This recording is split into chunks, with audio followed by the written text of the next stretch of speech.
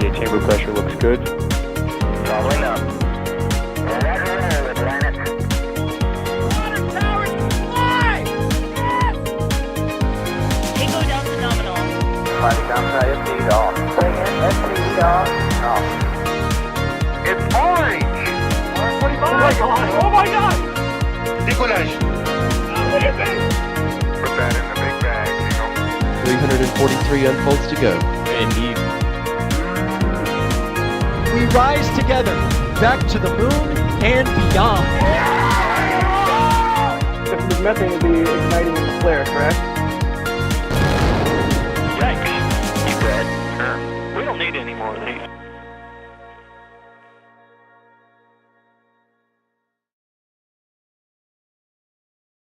Good evening, everybody. You are taking a live look right now at Space Launch Complex 40 at the Cape Canaveral Space Force Station, where, shocker, we are preparing for another Starlink launch. This is the Starlink 6-22 mission, and don't worry, I always try and find something special every time, and there is something special about this launch, and in particular, the one that is also scheduled for a couple hours from now. I am Sawyer Rosenstein. I will be your host for this evening's launch, and the purveyor of fun facts and perfect puns, we'll go with. I am joined, as always, by a fantastic team in the studio. It is Alex today. Alex, how's it going? I'm doing fantastic. Another stream tonight. Yes, you and I are now 2 for 2. Max Indeed. is in the field for us tonight. Max, how's it going out there? It goes and it flows, you know. It's another great night on Florida Space Coast. I'll have to ask you about the temperature in a second, and you know why. Oh gosh. And It's speaking gonna be of a 2 rough for night, folks. You know it. Well, for you. And speaking of, we have Patrick back with us again. I apologize that I didn't get to acknowledge you on the outro of NSF Live, but Patrick is once again back, pushing the buttons, pulling the levers, making fight mode initiate earlier, and making launch views happen fantastically tonight. A reminder, as always, you can tag us at NASA Spaceflight, and we will do our very best to answer as many of your questions as we possibly can. And I like seeing all of the 5x5s in chat so that everyone can hear us.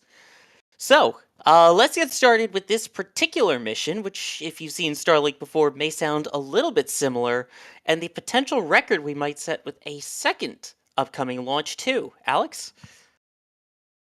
Yeah, so right now we are, preparing for that flight of a Starlink 622 that we're seeing right now. But on the other coast of the United States, meanwhile, there's another Starlink about to be launched as well, and that is currently targeting 12:43 a.m. Pacific time, which will be 3:43 a.m. Eastern time. For those in UTC, that will be 07:43 UTC. And so that will mean it will be a difference of about 4 hours and 5 minutes. I was actually looking it up here right now because I have it written down. So it will be 4 hours and 5 minutes between the two missions, and so that will break the turnaround record between launches. So now it wouldn't be from the same pad, it wouldn't be for the same rocket, but it will be just between any two SpaceX launches, which currently stands at 4 hours and 12 minutes. So we will only be breaking it by 7 minutes, but look, breaking a record is still breaking a record. Now, That is true. yeah, the first mission tonight, Starlink 622, is launching from Florida from Slick 40, and it is launching another 22 Starlink satellites, V2 mini satellites, by the way. And same thing as usual. It is going to the southeast as it is sending into space. The booster, it is B1067. It is launching for a 14th time, becoming the 6th booster to be launching for a 14th time. By the way, the launch later today from Vandenberg is also launching on a booster on its 14th flight. So that will be the 7th booster on its 14th flight. And that booster, this one in particular, the one from Florida, is going to be landing on... Boy, I had it in front of me. There we go. On a Shortfall of Gravitas. I have all of the notes in front of me and everything, but I just lost it. So it'll be on a Shortfall of Gravitas. It is currently located 629 kilometers downrange in the Atlantic Ocean, and it is accompanied by Doug, and Doug will be recovering the fairing halves for this mission, which we assume that might be reused from other missions, but sadly, SpaceX doesn't really talk a lot about that. So we just have to assume things, but not really know for sure. It'll be a lot more obvious when we get a closer look at them, at least. So we'll have a rough idea for you shortly on that. Now, as for the you gave a little bit of the trajectory, a little bit of the booster. Max, how is it looking out there for you, in particular, in that southeasterly direction that we're expecting launch tonight? Weather today here on the Space Coast has actually been kind of bleak. It's been pretty gray with overcast all day, and there's a bit of a north to south wind coming in right now, but it's nothing that would intrude or cause a red flag. Um, for us here at the press site, the cloud ceiling is up pretty high, but it's still intrusive enough to where we might only see it for around, I would presume, probably 1 minute. I don't think we are going to see the full trajectory tonight. But otherwise, temperatures are pleasant. I mentioned that north to south wind earlier. But yeah, viewing should be very, very nice here tonight. And in terms of the bug report and the chill report, how is it out there? Bugs are not too bad right now, thankfully. I think we heard them on our microphones before we went live, but that's just typical Florida. The mosquitoes are everywhere. Temperature wise, you guys gave me so much crap earlier because I thought it was chilly. This is chilly for Florida standards. Right now, it's in the low 70s. I want to say 71 degrees right now. Um, yeah, it feels like fall here. I mean, the only reason I'll give you a pass is because you're wearing a sweatshirt from shop.nasaspaceflight.com, but otherwise, it's not sweatshirt weather, sir. Wait, You know, how'd you know that? How'd you? you know what's also getting very chilly right now? It is the Falcon 9. You can see Yes. a little bit of frost already on the liquid oxygen tank on the booster. Yep. And SpaceX has actually tweeted that they are actually already with propellant load on the Falcon 9. So pretty much confirmation all around that they are going for 11:38 p.m. Eastern, which, if you guys remember, this will be the fourth launch already in like the last month that they have launched at that time, 11:38 p.m. Eastern time. Oh my gosh, So, it is that exact time. Again. yep. And also do want to point out they acknowledge that all systems and weather are currently go for launch as well. Neat. We've already had some amazing generous support coming in here. Bideford with a $50 super chat saying, "Greetings again, Sawyer and Alex, along with Max and Patrick. Enjoy tonight's launch." Thank you. We certainly will. And we enjoy all of you that come along and join us for this. And yeah, thank you for that amazing support as always there. And then Lost Concept also with the $50 super chat plus 555 saying, "Was clear last night on the East Coast. Beautiful. Fantastic." And also for becoming a flight engineer, one of the highest memberships that we offer here. So a huge, huge thank you for all of that support. We also had Eric becoming a Pad Rat member, and then Anna also becoming a Pad Rat member. Musical Wolves coming in with a question here. Alex, this is for you and your spreadsheets. How many V2 satellites are currently in operation? And in general, just how many Starlinks do we have up there at the moment? Well, they have sent 5,222 satellites into space, of which they have re-entered 359, and we have 4,265 already in operational orbit. Now, with tonight's 22 satellites on this mission and the ones from the other mission is launching 21. So that plus the 5,222 satellites that they have already launched, that will be 5,265 satellites that they have launched. And so obviously not all of them are in orbit. As you know, the whole constellation has evolved and things like that. We have had a few of these satellites coming down. We also seen some of them that have been caught, in things like solar eruptions and solar wind, things like that. And so they have gone down a bit.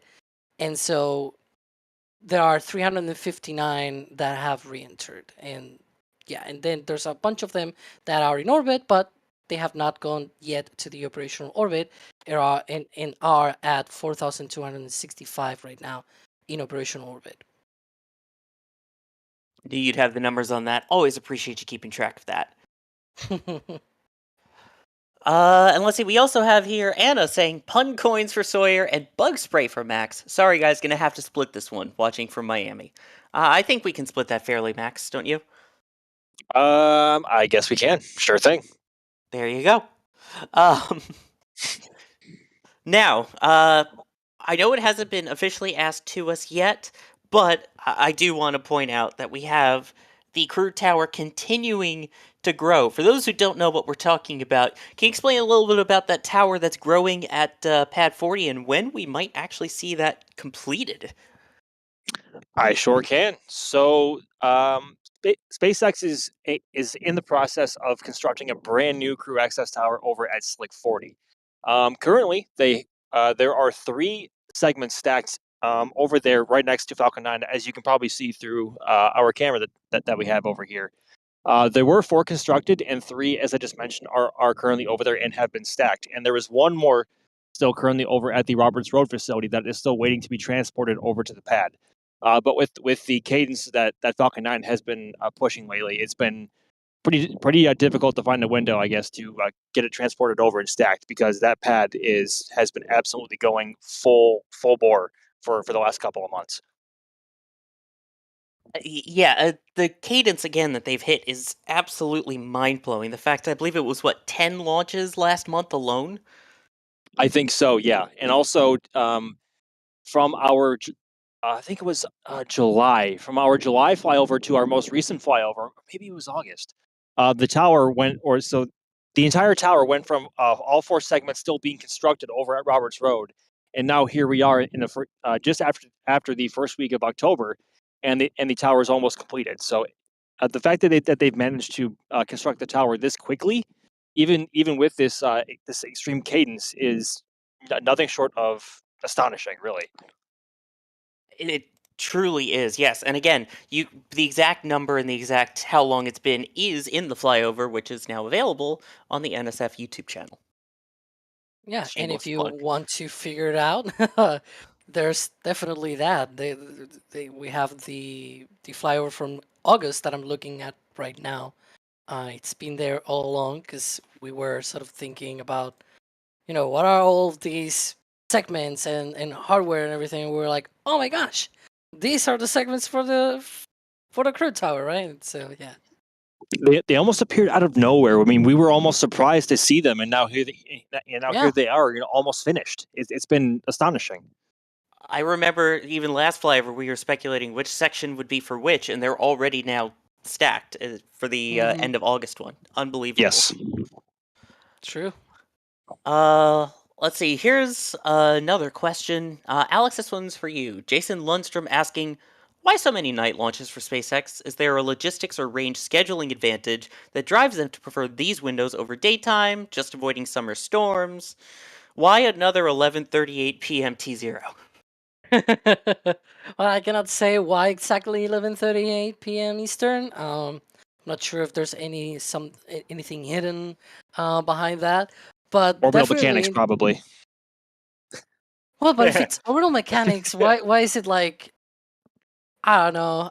No, that doesn't convince me because they launch every 4 or 5 days, and so it's like, yeah, I will need some other some other person to tell me that. But yeah, basically the whole thing of launching during the night, I there's better weather. It's not really ideal in Florida, but it's definitely better than in the afternoon, especially with the chaotic weather that you can see down there at Florida during the afternoon, well, especially during the summer. But now that we're not in the summer anymore, it's still very chaotic either way.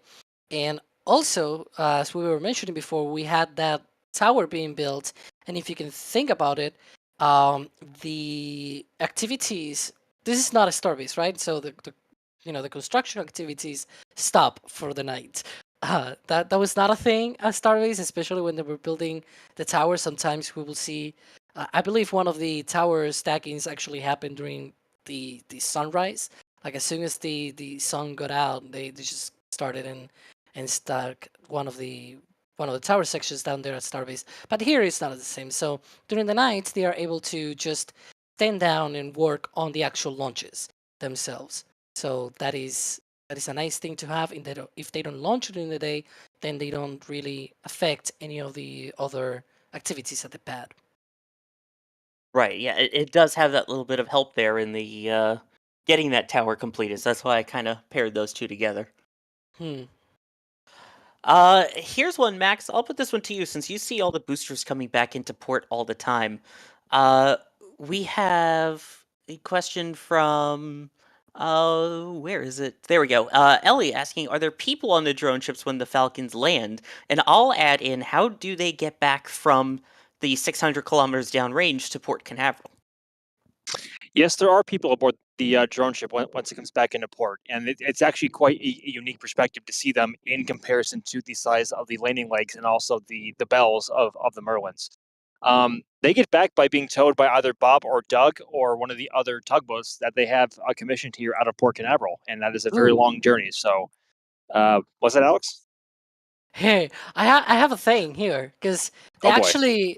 they actually had one of the contracted tugs for this mission Mhm. for the drone ship, and and Gavin was like, Gavin is our sort of like fleet connoisseur kind of thing.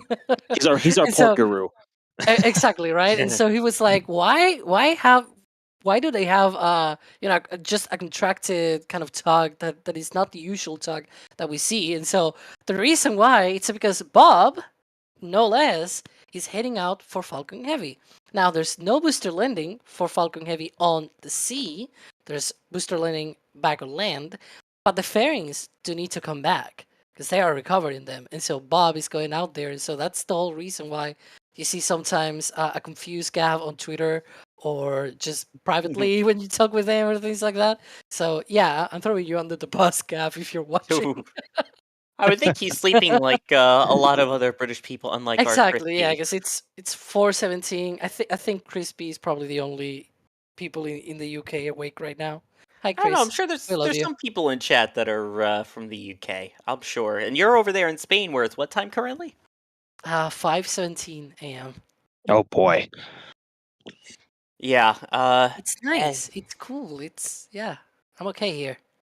I see a couple of Team UKs. The other reason that I bring up the time is because it is almost time for one of our favorite parts of the night. Because it won't just be any vent, it will be the best vent. We are approaching the T minus 20 minute, 20-second vent mark here. Even though we just shortened it to the T minus 20-minute vent. Max, I know you'll have your eye out on that for any second now, but what is this vent? Yep, I have my eye on it right now through my 600 millimeter lens here at the press site. Show off. So so essentially, what this vent is. Oh, then speak the devil. There it goes. So basically, SpaceX is purging the lines inside the transporter erector in order to prepare the actual lines inside the TE for second stage liquid oxygen loading. And what they are doing is they are flowing nitrogen in through the lines, purging it of any unwanted materials or gases, and also making sure that the line is chilled down to temperature. Because the last thing you want is to flow super chilled liquid oxygen, or I'm not sure, is it super chilled on the second stage, or is it just normally chilled? Super chill. It's for both It is super stages. chilled. Yep. Okay. So the last thing you want to do is flow a cryogenic fluid through a line or a pipe that is not down to temperature, because then that would cause flash steaming or flash gassing on the surface of the pipe, and that would just lead to a whole bunch of problems. So, and actually, right now, the direction of, I call it the Cape occasionally, the way it's flowing right now is actually a very good indicator of what the wind is currently doing here at the Cape. So if there was no wind, of course, it would pretty much just be falling straight to the ground and pretty much almost covering the entire first stage. But right now, with that north to south wind, it is blowing pretty much straight out. So And we it's the have seen Cape that. at the Cape. Yes, the Cape, a Cape at a Cape. Yes, The Cape. I like it. Someone now, I hopefully will tweet us with a drawing of a Falcon 9 at the Cape with a cape that looks like a vent. Super Falcon. Oh gosh, yes, you've got Falcon 9, Falcon Heavy, and now Super Falcon. It's only because these late night Starlinks should just be hitting different, you know. I have to Yeah. say it every single time. Have to. Is it a bird? Is it a plane? No, it's actually a rocket. Oh boy. Anyway, Alex, I'll put this question over to you. As pointed out, we've got the 22 launching for the East Coast here. In about 4 hours or so after, there will be the 21 scheduled to launch from the West Coast. How long does it take for a Starlink satellite to reach its operational orbit, is what Amiga's asking. Because they get dropped off in kind of a sort of parking orbit, like an initial orbit to begin with here, right? Yeah. So first of all, they are, for example, for this mission, they are gonna go into a 284 by 294 kilometer orbit, and so obviously that is not their final orbit. In this case, I think these ones, because they are Group 6, the Group 6 satellites go into a 530 kilometer circular orbit, so they need to raise their orbit pretty much all the way to 530. But before that, SpaceX usually likes to have them around 350 kilometers to check them out. And so they stay up there in that orbit for a long, long time, usually weeks or months even, if they feel the need for it. And also while they are at that altitude, they also do what is called phasing. And so that phasing basically means that they are basically, because of the oblateness of the shape of the Earth. The Earth is round, by the way, for those at home, right? And so, but it is not a perfect sphere. And so all of that, what in turn makes is that the orbit is tugged a bit. I think it is to the west, and so that is called phasing. And so you put that orbit a bit lower than the one that you want in order to be able to align with the orbital plane that you want to go into. It's a whole orbital mechanics thing, and so that is a good thing that they do, because that enables them to be able to distribute these satellites between different planes, different locations in these planes as well.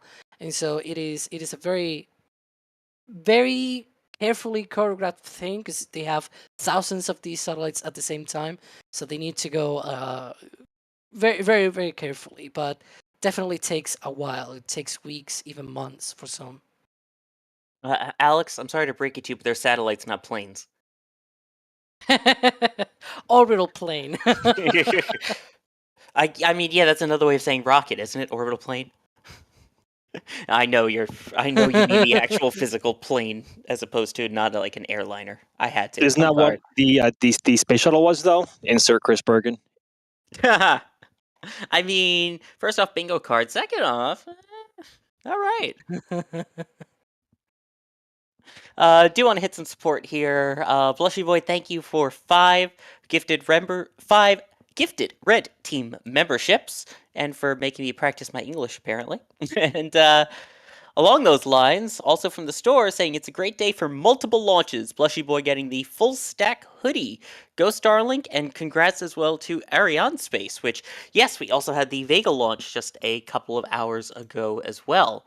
So busy time in space. You've got the Vega launch, now you've got Starlink on the East Coast, and then Starlink West Coast, all within a couple hours. And then Sean also getting an item from the store saying, keep up the great work. Appreciate it. Let's see what you got.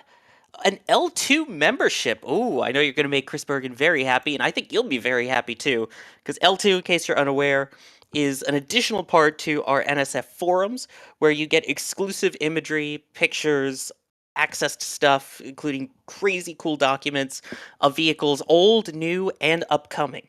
So it's absolutely worth it. All you gotta do is join free to the regular forum first, and then once you have a forum username, input it on shop.nasaspaceflight.com. Make sure you have a username first.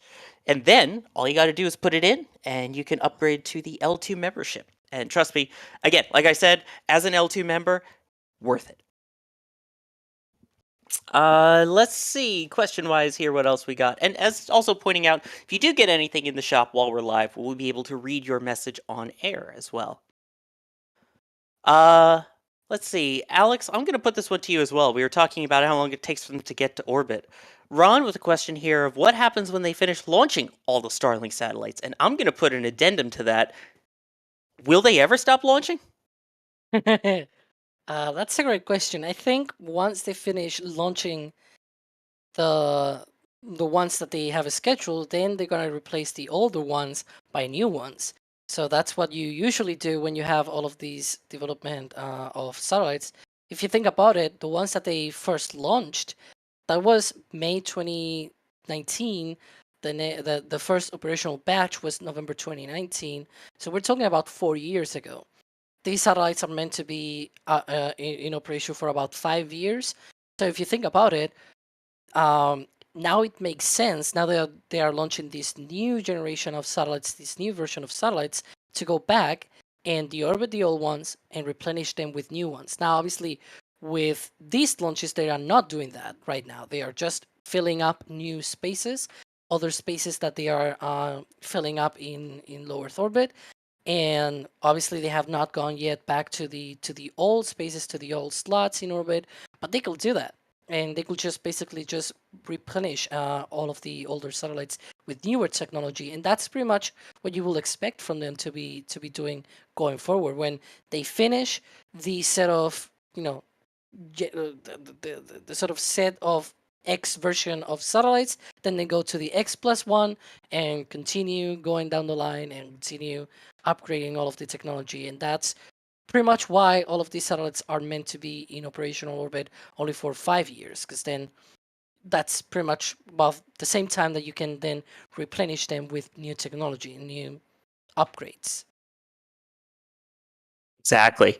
And yeah, so at this rate, it seems like we'll kind of never be out of it, out of Starlink launches. And then keep in mind, we will also have the additional Starlinks once Starship is operational too, the actual V2s, as opposed to the V2 minis. So even more power. Which I guess in this case, more satellites, more better, and always be thrusting, both in one. I'm going to put this one to Max, because you and I, Max, have been covering launches for quite a while. How long have you been at the Cape covering launches, Max? So I have been traveling here for I was traveling here from 2000 to sorry, this is let's see. I've been doing this for about 3.5 years now total, almost 4. I was traveling here from 2020 to early 2022, and I've been living here in Florida full time since early 2022. So in that time, we've got Adam asking here, just 5 years ago, did you ever think SpaceX would be close to 100 launches per year in the near future? I think that notion of any launch provider launching 100 times, let alone just the Cape in general, launching 100 accumulatively. I can't say that word properly. I think even 3 years ago that seemed unfathomable, just given how much work was needed to keep up with the cadence that busy. But here they are proving everybody wrong, and I think they want to push around 140 next year. We'll have to stick around and see if that actually happens. But this is all business as usual for SpaceX now. Yeah, the plan, I believe, is 144 for next year. And Remarkable. I could say personally, having been accredited media at the Cape since 2011, it blows my mind. This is unheard of. I know people will go like, "Oh, this is only the 72nd launch this year. That's not a lot." When you think about how many launches were happening those 12 years ago around the globe, I don't know if you had 72 launches per year from every space agency combined on the planet. In just that short time, we've gone from, a couple of launches a year from the Cape to a couple launches a week from the Cape. It's mind blowing, the speed and the pace, and especially the reusability. The fact that you have Falcon 9 boosters that are flying for a 14th time and it seems normal. The fact that you have other space companies that are now working on reusability in addition to SpaceX. I think all that combined it's hard to fathom here, even in 2023, that we're at that point, and that next year we're expecting close to 144. And even if we're 10 or 15 launches short of that, that's still over 120 launches. Mind blowing. It used to be how people watching a launch would be fingers crossed and surprised, well, maybe surprised that payload reached orbit. And nowadays, everyone is surprised if payload doesn't reach orbit because that's how reliable Falcon 9 has become. Yeah, I have actually here some of these stats for all of this, and it was so the last time, basically in the 21st century, that we had a year with more than 100 launches was 2018, if I'm looking at this correctly. So 2018, and the year prior to that we achieved more than 100 launches worldwide was 1990. So ever since the fall of the Soviet Union, pretty much. Wow. So And you have to since rewind about 2018, 30, over 30 years. Wow. yeah, and since 2018, it's been more than 100 launches worldwide, and this year is probably going to be the first one with more than 200 launches, because already we are, I think, almost 160 launches worldwide, and there's still two more months and a bit of change there as well. So And there's still 2 more scheduled in the next 4 hours and 20 minutes or so. yep. Which, by the way, speaking of, currently in the countdown, we are approaching T-minus 7 minutes, so do want to point out that up to this point, the first stage has continually been loaded up with RP-1, which is Rocket Propellant 1, which is a refined form of kerosene, as well as liquid oxygen, or loxygen as I like to call it here. And the second stage has completed the RP-1 load and has now been loading liquid oxygen onto the second stage. And now that we are at T-minus 7 minutes, I believe they're getting ready to prime up the Merlin 1D engines, right, Alex? Indeed. So right now the engine chill procedure is underway. You know, the Merlin engine uses liquid oxygen, and so it has liquid oxygen pumps. And these pumps, right now, well, right now they do have things, but a few seconds ago they didn't have anything. They were at room temperature. And if you think about it, flowing liquid oxygen at the full pressures and flows that they have to do for ignition will be very, very dangerous. And so they flow a little bit of that liquid oxygen through those pumps at lower pressures and lower flows to be able to lower their temperature down to the same temperature as the liquid oxygen, so they don't flow then, you know, if you were to flow them with the pumps at room temperature, then they will turn into gas. You will have bubbles and things like that. You wouldn't want to have that on your pumps, because then they will be destroyed, right? And so that's one of the things that they are doing right now. Also, at the same time, they have probably already wrapped up RP1 load on the first stage, so all that is left is wrapping up liquid oxygen load on the first and second stages.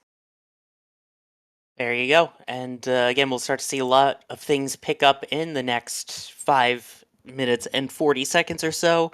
The next major event that we'll visibly be able to see will be in about a minute and a half from now, when the TE, the transporter erector, starts to lean back away from the Falcon 9.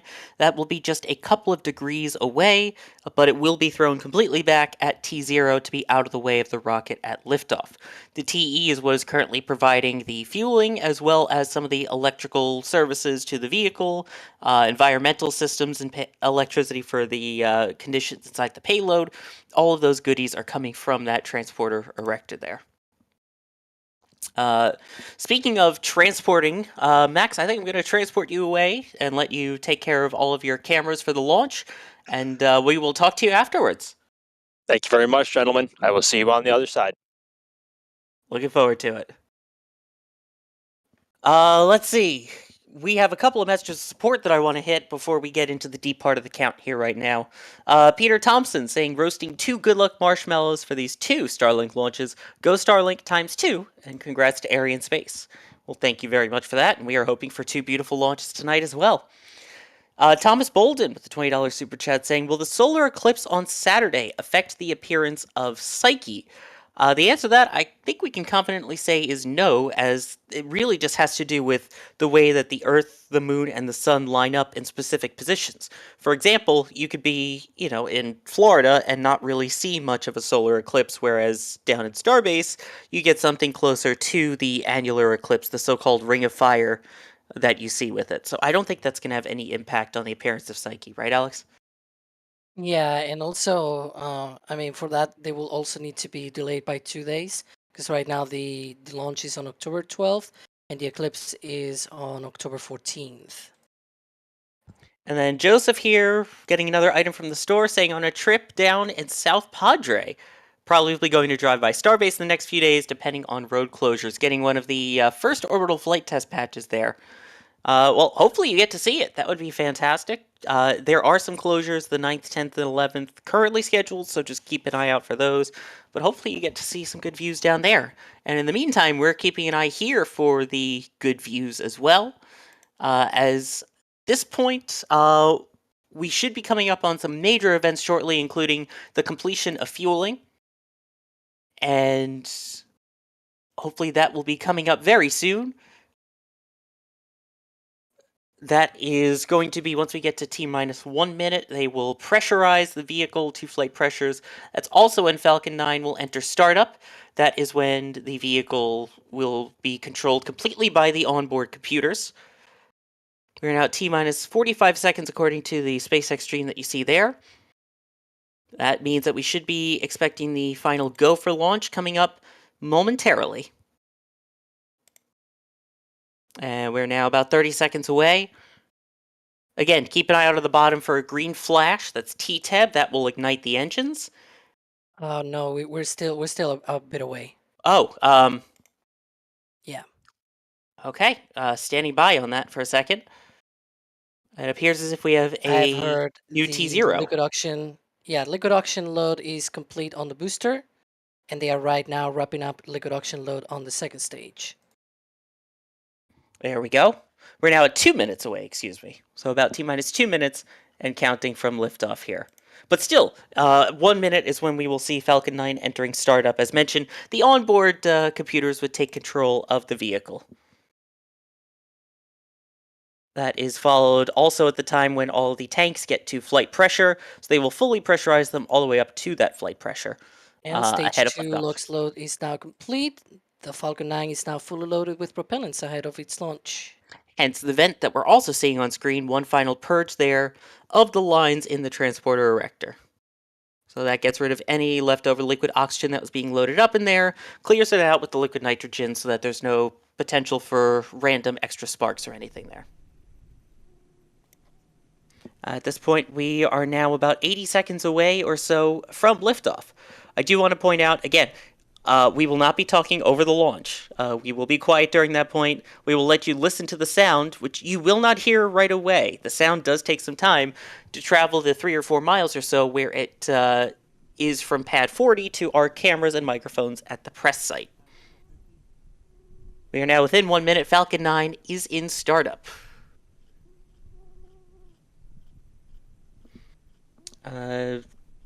We should be getting, as mentioned, the go, no-go from the launch director momentarily, confirming that we are on time for liftoff.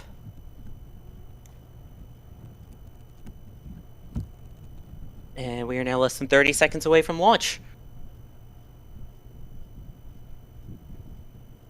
T-minus 20 seconds now. Getting to the final count here. And we have a hold. Launch abort is running. The hold officially occurring at T-minus 23 seconds. We don't have a reason yet, but launch controller is officially calling a hold.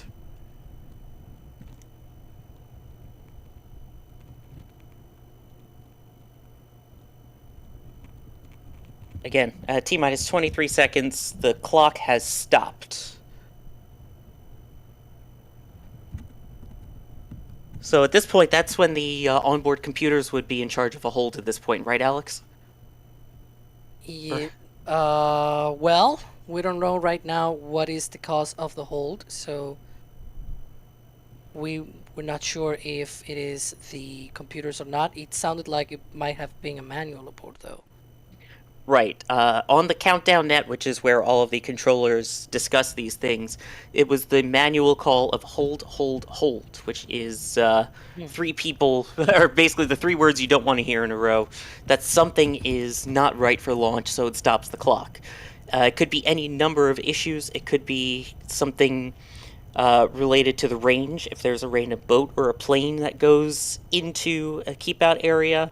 It could be an issue, something to do with the vehicle, which it could be any number of things. First stage, second stage, could be some pressures weren't correct. all of this, again, is speculative. We do not know the exact reason yet, but all these are possible as, again, we acknowledge a hold currently on the launch. We also don't know yet if they will be able to recycle for another attempt later tonight, if it's a quick hold, or more than likely, if this will end up being a scrub and having to launch again or try again another day. I hope it wasn't a cruise ship. I hope not as well. There's definitely some venting, it seems like, coming from around the rocket, but once again, at this point, nothing that was visible to you, Max, correct? Yeah, correct. Everything looked nominal from our perspective, and through my camera, I'm looking now. I can't really see anything out of the ordinary. Could be something internal on the vehicle, or it could be a wayward boat, or even an aircraft violating the TFR. So it could be a vast number of things, but from what my Mark 1 eyeballs are telling me, I cannot see an exact reason why from here. Yeah. TFR is the temporary flight restrictions that go in place. Those are typically there to avoid any wayward planes or anything accidentally getting damaged by a rocket or falling rocket parts, both in terms of landing and or in the event of an anomaly. They have similar keep-out zones as well in the water, too, for the exact same reason. You don't want anything falling down on a mariner just in case.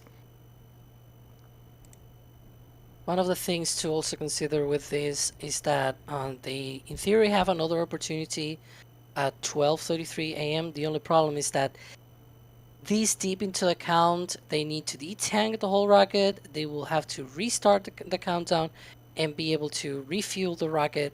And in the meantime, also find out whatever is causing this hold needs to be solved by that time. So I'm not really fully sure if they're gonna be able to try again today, but yep. So in theory, that would likely equate to a scrub, especially there with what we just saw on screen. But so far, still no reason has been given by controllers for this. Nothing has been posted to any of their social media channels yet. No current updates on what exactly happened there. At this point, we are continuing to wait for any more information that we can provide you. And a reminder again, right now it is still technically just a hold. We have not gotten official word yet on if they would be able to recycle one more time for tonight, or if it is officially a scrub and we would have to try again another day. Which it is worth noting, if that does happen, per SpaceX, they do have 2 backup opportunities available tonight, which we've already hit one of the 2. Tomorrow there are 6 backup opportunities, starting at 8:42 p.m. Eastern on Monday, October 9th, continuing till about 12:10 a.m. Tuesday on October 10th. Alex, we don't tend to see many of these, do we? With the holds at least anymore this close to the countdown, right? Yeah, it's a rare thing. It is also at the same time, because we've had a few, but it is also true that it's been like 3 or 4 in a matter of like 60 or 70 launches. It appears that there are more because they are launching more, right? But when you take into account how many times they have launched, or at least they have attempted to launch, it's actually not that many holds that they have had, or like scrubs altogether. And most of the time it is due to some little thing going on, like some sensor or something like that. Luckily, we haven't had any sort of issues with the range, or as we were mentioning before, like the marine zones, the aerial zones. So far, it's been very calm in that area, and knock on wood, that keeps being the case. It's been mostly sometimes something going on with the rocket or going on with the launch pad, but overall it's been very, very calm. And again, there's been scrubs, there's been holds in the past, especially this summer we had a few from both Vandenberg and the Cape. But in the overall scheme of things, when you take into account how many times they are launching, it's actually not that many. It seems that they are more precisely because they are launching much more than before. Yeah, but and again, even still, just in terms of comparison for how often these end up going, this still seems on the rarer side now, doesn't it? Yeah, All right. It Um, appears we have an I was official about update. to talk about that. Uh, yes. So, per SpaceX, we are standing down from tonight's Falcon 9 launch attempt due to upper level winds. Next available opportunity, 8:42 p.m. Eastern Time tomorrow night. So, Max, why are the upper winds significant? The upper winds are significant for Falcon 9 because it is one of the more susceptible rockets at the Cape to wind shears. Rockets have Falcon 9, or any rocket really, has a certain threshold of what they can and can't fly through in terms of what they can and can't handle and control through the gimbling of the engines. And if this was a return to launch site mission as well, Falcon 9 would be that much more vulnerable to super high upper level winds coming back down because it would be weighing a lot less with almost empty tanks. So yeah, upper level winds are just not a rocket's best friend, especially when they are above their threshold. Yes, so as mentioned, the window opens again tomorrow, 8:42 p.m. Eastern Time, progressing until 12:10 a.m. Eastern Time, with a total of 6 additional opportunities within that 3.5-hour window or so. Again, starting 8:42 p.m. Eastern on the 9th, going into 12:10 a.m. Eastern on the 10th. I do want to thank Paul McFadden here as well for gifting 5 Red Team memberships while we were getting ready to deal with the scrub there. And yeah, as disappointing as that is, you know what that means. That means another NSF stream for when we get to the next launch attempt. Is that right? Let's do it. Let's do it. So in the meantime, I do want to thank everyone who joined us here for tonight's attempt. Alex, thank you for joining us. It's always a pleasure. I really hope I didn't jinx this mission because I said they were gonna break a record, and now they're not gonna break it. Unless Vandenberg also... No, I won't say it. I won't say it. Don't do it. Don't you dare. No more scrubs. No more scrubs. No, especially... I don't care which is the best coast. It's very important that we still, want the success. And there's still so much more testing going on. We've got even more streams tomorrow in addition to this next launch attempt. Don't forget, there is also currently testing scheduled in Starbase, so that's also something to keep an eye out for. But, Max, I know you'll be back here for us tomorrow night, correct? I will indeed. I will see everyone's bright and shining faces here tomorrow evening. There we go. And, yeah, I do want to point out that there has been an edit to said tweet by SpaceX. Apparently, per the new wording, they are evaluating additional opportunities. So, we'll see what exactly that means, other than just assessing the next available opportunity. So, if it is tomorrow, though, we'll be here. Whenever it does go, we will be here regardless. Yeah. Exactly, yeah. Maybe they're Could thinking... be tomorrow, could be next month, could be a year from now for all we know, honestly.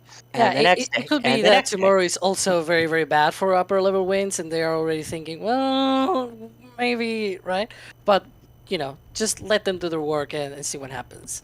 And that's also the thing too with the upper level winds. Unlike winds closer to the ground, they aren't really something that subside or die within probably a 20-minute span of when they needed to. Upper level winds tend to stick around in a range that is either red or green for a lot longer, for hours.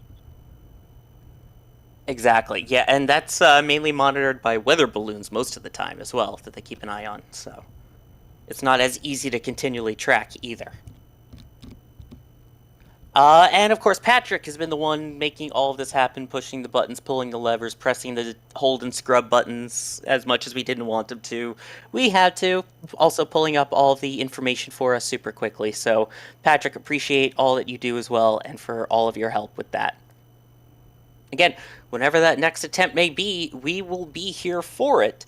And again, there is currently scheduled testing at Starbase. Once again, that is the 9th, tomorrow morning, so keep an eye out for our streams for potential testing. When that does happen, we will go live, so if you haven't already, make sure you hit the notification bell so you know that when we are live and ready for that. If you have clear skies, there is a meteor shower going on tonight. The Draconid's meteor shower. So maybe go out, take a look up at the sky, keep some Space Coast Live going in the background to keep you company. But I've been your host. I'm Sawyer Rosenstein, and we will be back as soon as we get another launch attempt. Until then, thanks for watching, everybody. Have a great night, and I guess this is DOS's second favorite view that we'll end on here of the pad with a rocket on it. And here we go. We